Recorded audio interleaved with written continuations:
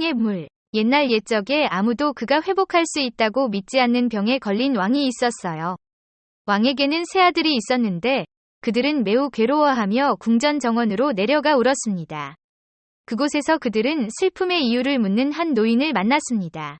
그들은 아버지가 너무 아파서 어떤 치료법으로도 낫지 않아서 죽을 것이 확실하다고 말했습니다.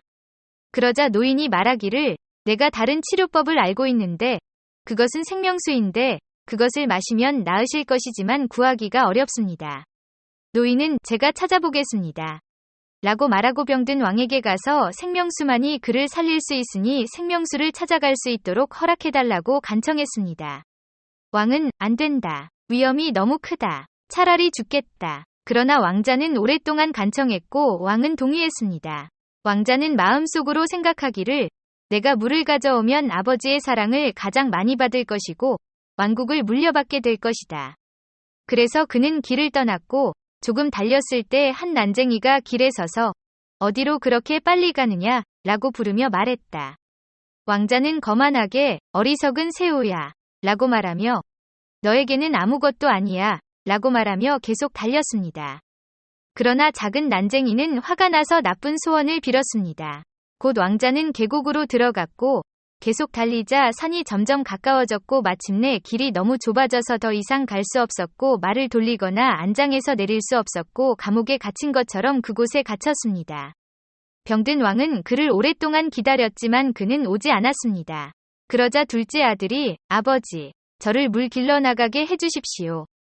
라고 말하면서 형이 죽으면 나라가 내게 넘어갈 것입니다. 라고 생각했습니다. 처음에는 왕도 그를 허락하지 않았지만 마침내 그는 양보했고 왕자는 형이 갔던 길을 떠났고 그도 난쟁이를 만났고 그는 왜 그렇게 서둘러서 어디로 가는지 물었습니다. 왕자는 작은 새우야, 그건 너한테는 아무것도 아니야 라고 말하며 난쟁이를 뒤도 돌아보지 않고 계속 달렸다. 그러나 난쟁이는 그를 매혹시켰고 그는 다른 사람과 마찬가지로 계곡에 빠졌고 앞뒤로 갈 수 없었습니다. 그러니 거만한 남자들은 안녕히 계십시오. 둘째 아들도 결석하자 막내가 물을 길러 나가게 해달라고 애원했고 왕은 마침내 그를 놓아주어야 했습니다. 왕이 난쟁이를 만나 왜 그렇게 서둘러 가느냐고 묻자 난쟁이는 걸음을 멈추고 설명했습니다. 아버지가 병들어 죽게 되었기 때문에 생명수를 구하러 가는 것입니다. 그게 어디 있는지 아십니까? 아니요. 왕자가 말했다. 네가 거짓 형제들처럼 오만하지 않고 품위 있게 행동했으니 내가 정보를 알려주고 생명수를 구하는 방법을 알려주마. 마법에 걸린 성의 뜰에 있는 우물에서 솟아나는데 내가 철 지팡이와 작은 빵 2개를 주지 않는 한 너는 그 물을 찾을 수 없을 것이다. 지팡이로 성의 철문을 3번 치면 열릴 것이고 그 안에는 턱을 벌리고 있는 사자 2마리가 있는데 그 사자들에게 빵을 하나씩 던져주면 사자를 달랠 것이니 시계가 12시를 가리키기 전에 서둘러 생명수를 가져와라. 그렇지 않으면 문이 다시 닫히고 너는 갇히게 될 것이다. 라고 말했다. 왕자는 그에게 감사하고 지팡이와 빵을 들고 출발했습니다. 그가 도착했을 때 모든 것이 난쟁이의 말대로였습니다. 지팡이를 3번 치자 문이 열렸고 빵으로 사자를 달래고 성에 들어간 그는 크고 화려한 홀에 마법에 걸린 왕자들이 앉아 있었고 그가 손가락에서 반지를 빼낸 왕자들을 발견했습니다. 거기에는 칼과 빵 한 덩어리가 있었는데 그는 그것을 가져갔습니다. 그리고 한 방에 들어가니 아름다운 처녀가 있었는데 그녀가 그를 보고 기뻐하며 입맞춤을 하고는 자기가 그녀를 해방시켜 주었으니 그녀의 모든 나라를 가져야 하며 1년 후에 그가 돌아오면 그들의 결혼을 축하해야 한다고 말했고 또한 생명수의 샘이 어디 있는지 알려주면서 시계가 12시를 치기 전에 서둘러서 길어오라고 말했다. 그런 다음 그는 계속 진행하여 마침내 아름답고 새로 만든 침대가 있는 방에 들어갔고 매우 피곤해서 조금 쉬고 싶었습니다. 그래서 그는 누워서 잠이 들었습니다. 그가 깨어났을 때는 12시 4분이었습니다. 그는 겁에 질려 벌떡 일어나 샘으로 달려가 근처 컵에서 물을 조금 떠서 서둘러 도망쳤습니다. 그러나 그가 철문을 통과하자마자 시계가 12를 쳤고 문은 그의 발뒤꿈치 조각을 가져갈 정도로 큰 힘으로 떨어졌습니다.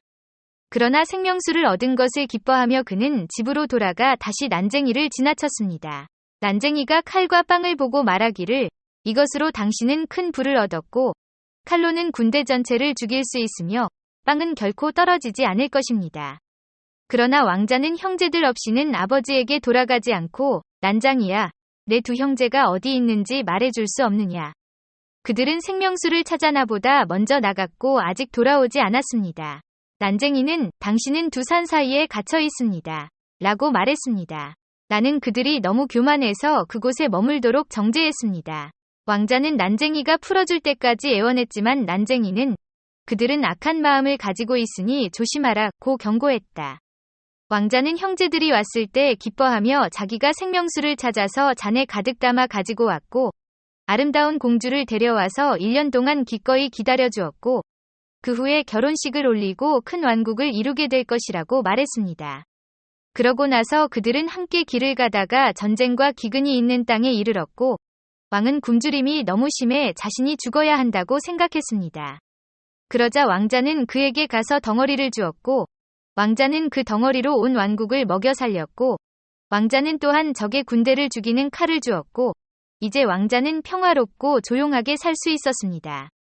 그러자 왕자는 덩어리와 칼을 되찾았고 세 형제는 계속 탔습니다. 그러나 그 후 그들은 전쟁과 기근이 있는 두 나라에 더 들어갔고 그때마다 왕자는 떡과 칼을 왕들에게 주었고 이제 그들은 새 나라를 구하고 나서 배를 타고 바다를 항해했습니다. 항해하면서 두 장로는 서로 이야기하면서 막내는 생명수를 찾았지만 우리는 찾지 못했기 때문에 아버지가 우리에게 속한 왕국을 그에게 주고 그는 우리의 모든 재산을 빼앗을 것입니다. 그런 다음 그들은 복수를 시작하고 그를 파괴하기 위해 서로 음모를 꾸미기 시작했습니다. 그들은 어느 날 그가 잠든 것을 발견할 때까지 기다렸다가 성배에서 생명수를 부어 스스로 가져갔지만 성배에는 소금 바닷물을 부었습니다. 그들이 집에 돌아왔을 때 막내가 병든 왕에게 그 잔을 가져다 드렸더니 왕이 마시고 병이 나았습니다. 그러나 짠 바닷물을 조금 마신 지 얼마 지나지 않아 전보다 더 나빠졌습니다.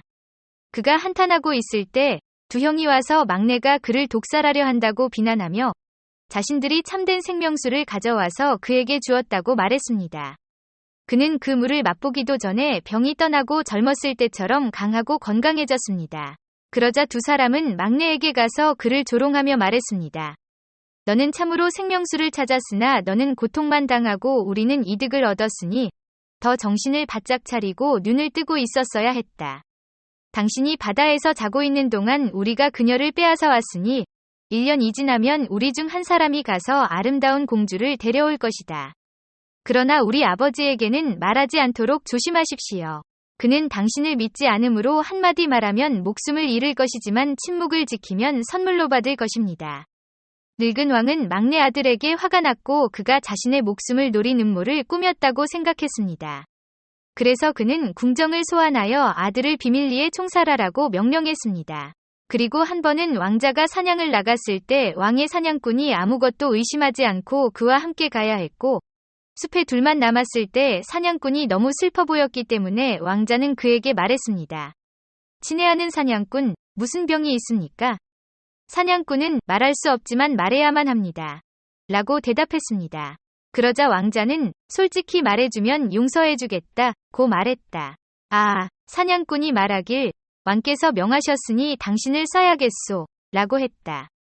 그러자 왕자는 충격을 받고 말하기를 친애하는 사냥꾼아, 나를 살려주면 내 왕복을 주겠으니 대신 평상복을 주시오. 사냥꾼은 기꺼이 그렇게 하겠소.